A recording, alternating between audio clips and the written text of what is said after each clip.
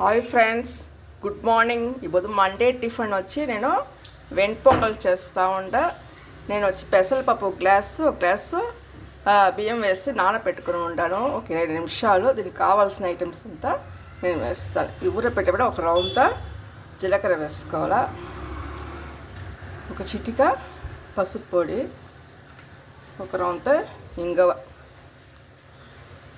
దీనికి మెయిన్ ఏం రుచిగా వస్తుందంటే నేను ఒక రౌంత కాంచిన పాలు ఒక రౌంత పోసుకుని ఉండాలి. ఒక చిన్న కప్పు పోసుకుంటే చాలు.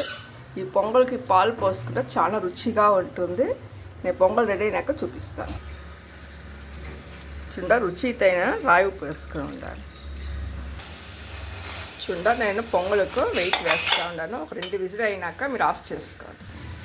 చూడండి, 2 విజిల్ అయినాక నేను దింపుకున్నాను పొంగల్. చూడండి, నేను ఇప్పుడు తాలింపు పెట్టుకుంటాను, చూపిస్తాను. నేను పొంగల్కు నెయ్యి పోసుకుంటాను. నేను మీకు ఎంత నెయ్యి కావాలో అంత నెయ్యి పోసుకోండి. ఒక రౌంత నూనె పోసుకుంటాను.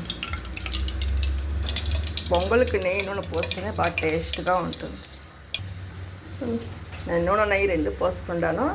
పొంగల్కి కావాల్సిన ఐటమ్స్ అని పెట్టుకుని ఉంటాను. ఇక్కడ అల్లం ఒక రౌంత, కరివేపాకు, ముంతమాడిపప్పు, జీలకర్ర, మిరియాలు అంతా ఒట్టుగా వేసుకుని నేను తాలింపు పెట్టుకుంటాను.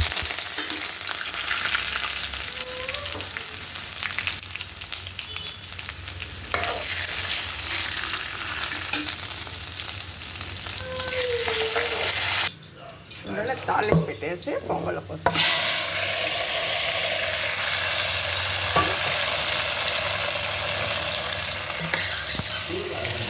ఎంత బాగుంది పొంగల్.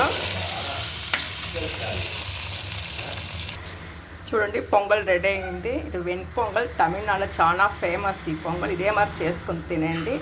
వడ, టెంకాయ చట్నీ చేస్తాం. రండి మా ఇంట్లో పొంగల్ చేసి అందరూ భోజనం చేస్తాము. బాయ్.